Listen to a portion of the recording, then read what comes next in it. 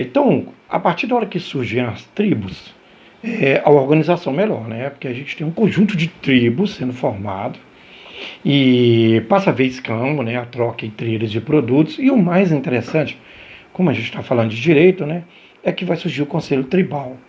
O Conselho Tribal é o representante de cada clã. Porque quando une vários clãs, formam uma tribo. Ficou difícil esses clãs viverem sozinhos, né? Cada um por conta própria. Porque um tinha água, outro tinha produção de trigo, outro tinha mais alimento de um outro tipo. Então, ficou difícil. Então, eles resolveram se juntar e formar as tribos. E como é que se resolvia as questões do direito, das regras entre eles, né? As regras de convivência, as regras de sobrevivência. Era feito um conselho, onde cada chefe tribal, cada chefe de clã era mandado para o conselho, e eles julgavam e faziam as leis. Então, quando alguém era julgado, independente de qual clã ele pertencia, ele ia para o conselho tribal, onde em conjunto eles julgavam. A gente tem uma evolução muito grande do pensamento jurídico aí na pré-história, porque você tem aí um conselho, já não é uma pessoa sozinha, julgando de comum acordo aquele que cometeu algum ato, né, contra a tribo.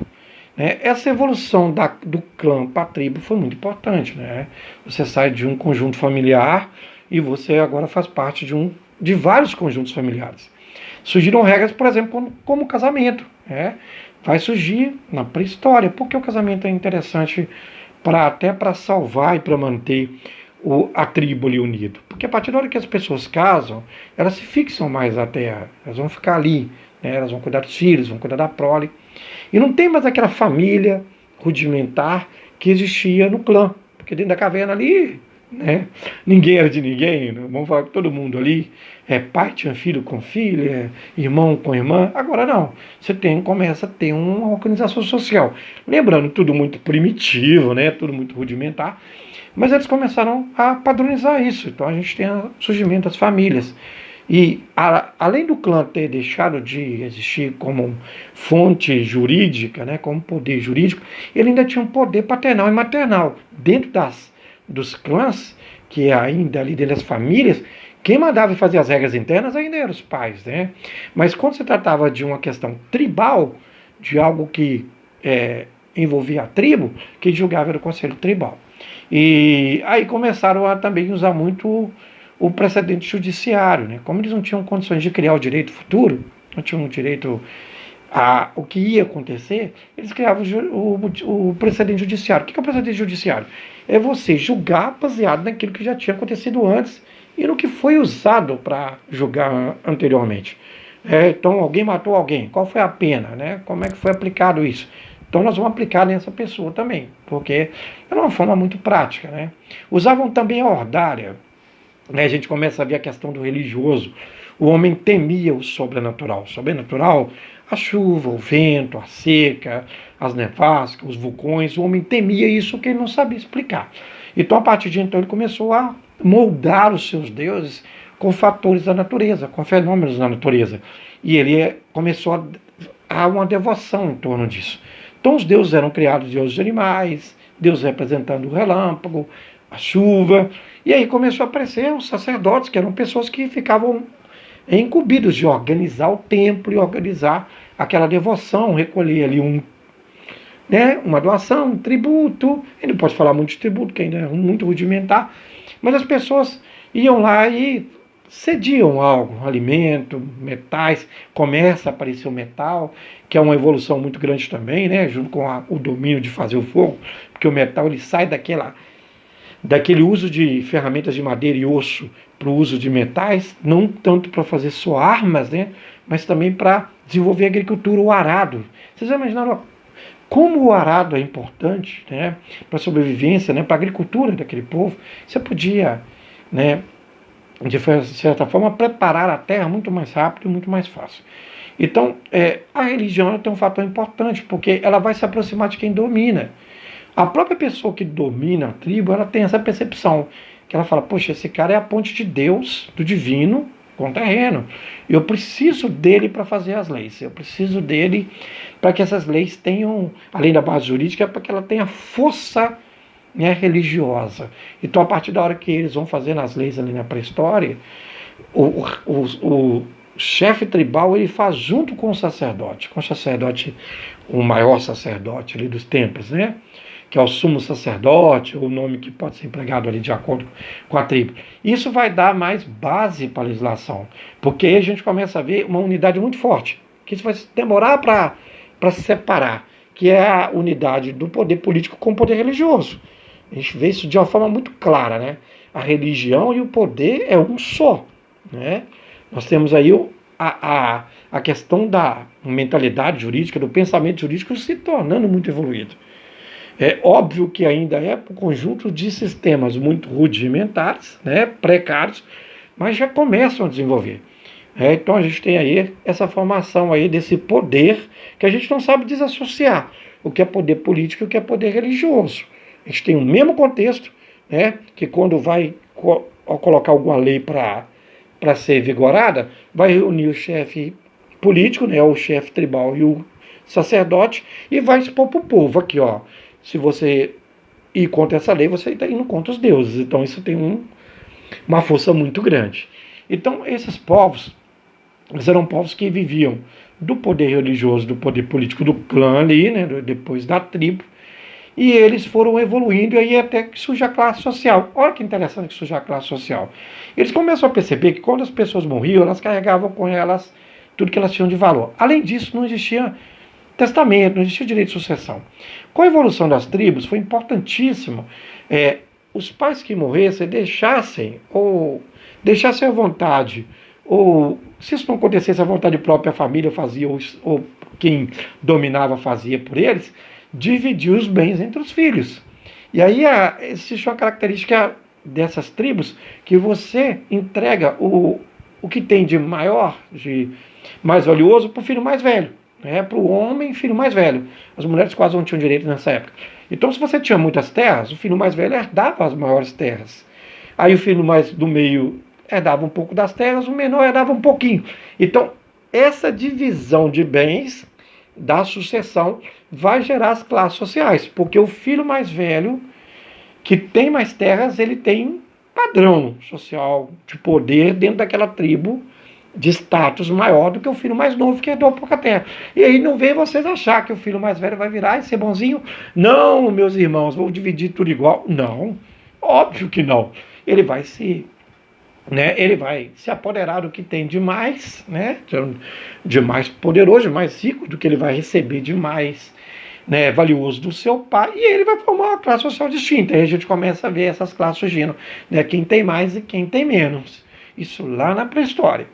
Então, com o surgimento das classes sociais, né, de institutos como casamento, a gente vê esse pensamento jurídico, essa história do direito avançando muito rápido, né, até que a escrita vai surgir. Como é que a escrita surge? A escrita surge baseada em pesquisas. É óbvio que a gente não pode cravar nada, né, que a história não é uma matéria exata, ela não é uma matemática. Todo dia estão descobrindo novos fatos, novos textos, né, novas linhas aí de pesquisa. Então, até então, a escrita surgiu nos templos, porque era a instituição que era mais lucrativa na época. Tá? Mas o chefe tribal recolhia ali seus impostos, né, comida, recolhia alguma coisa ali, mas os templos recebiam muito mais doações. Então, sumo sacerdote, os sacerdotes eles tinham muito mais poder, né, poder econômico. E eles precisavam de contabilizar isso. A partir da hora que eles precisavam de contabilizar isso, houve a necessidade de deixar isso escrito. Aí eles vão fazer uma ferramenta, né, à base de um cune, que é uma ferramenta de metal, de bronze, com a haste de madeira, e aí é onde eles vão riscando uma placa de argila, fazendo símbolos que eram referência àquilo que eles contavam lá no templo. 2 bois, 3 porcos, né, 1 quilo de trigo. Então eles iam contabilizando. Isso faz surgir a escrita, né, que depois vai ser popularizada, isso com muito tempo, que a gente vai ver o domínio da escrita perdurando aí até praticamente os dias de hoje, né, em alguns grupos aí, né, que aí a gente pode passar isso para um domínio cultural. Chegando na Idade Média, por exemplo, que as missas eram rezadas em latim. Então, o povo não sabia o que estava ouvindo do padre, eles não entendiam. Quer dizer, é um domínio cultural, é o domínio da escrita em latim que só o padre tinha. Então, eles souberam como usar isso, os sacerdotes. Durante muito tempo, você vai ver naqueles filmes documentário antigo, aqueles chefes tribais, aqueles reis, do lado deles sempre tinha alguém, um chamado escriba, que ele ia falando e o sacerdote escrevendo. Então, olha o tamanho do domínio dele. Eles que escrevia a lei, ele que contava a história do povo. Então, a escrita vai mudar tudo, porque a partir de então, as leis vão ser escritas, as leis vão passar a ser escritas. Agora a gente vai falar um pouquinho da questão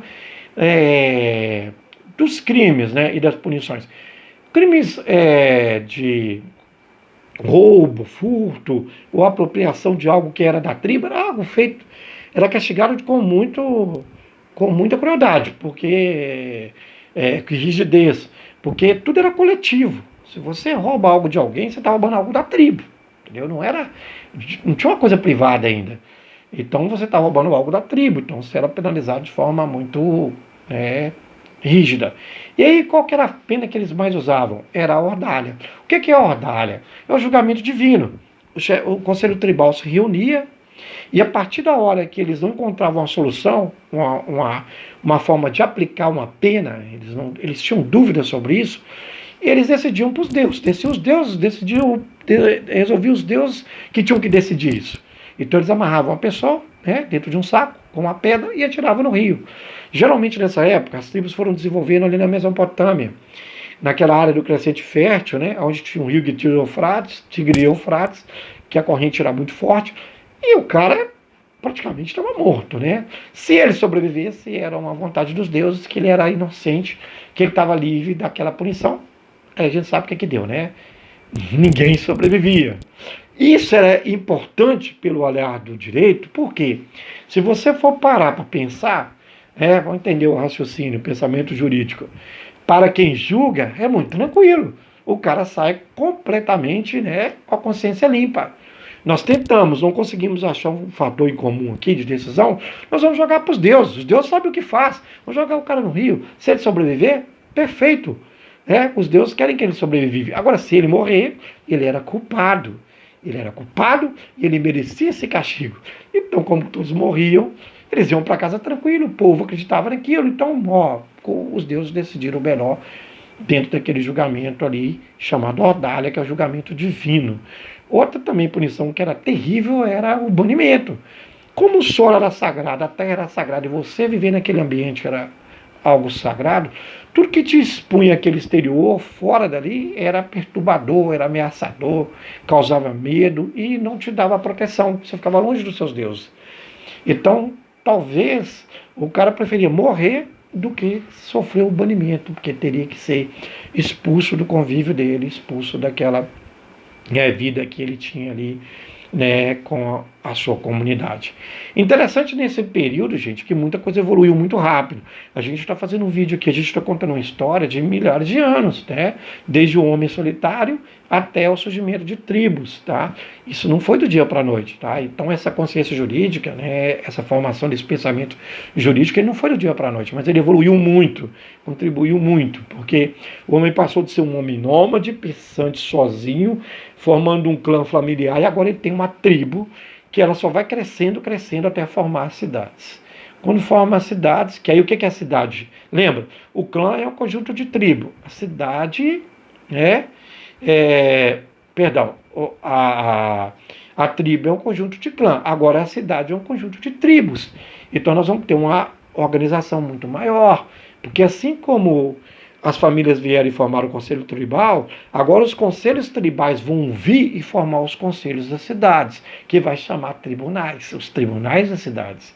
Então, cada cidade vai ter ali como seu órgão maior para criar e julgar as leis, aquele conselho da cidade que era representado pelos conselhos tribais. Então isso é muito interessante, essa evolução é muito interessante. E aí a gente vai ter uma nova ordem surgindo, porque vai ficar muito definido quem domina e quem é dominado. As leis vão ficar cada vez mais direcionadas para quem tem o poder político e religioso. O segmento das leis, as outras leis vão ser para quem tem privilégio e benefício, para quem é importante para aquelas cidades, principalmente para as classes sociais melhores, que têm maior poder aquisitivo. E aí, com o surgimento da escrita, as leis passando a ser escrita, o homem começa a dar um novo passo. O tema para a próxima aula nossa, convido a todos vocês a participar, assistir, espero que vocês tenham gostado. Vamos continuar com a nossa aula de História do Direito e Pensamento, ou História do Pensamento Jurídico, que no próximo aula a gente vai falar sobre, né, o direito mesopotâmico, que é um direito muito rico. Ali a gente tem o Hammurabi, tem a Suméria, tem a Acádia, os acadianos inventaram uma língua jurídica única, e eu espero que vocês gostem. Então, convido vocês a assistir o próximo vídeo, a aula número 2, que é o direito mesopotâmico. Professor Adolfo, um abraço. Fiquem com Deus.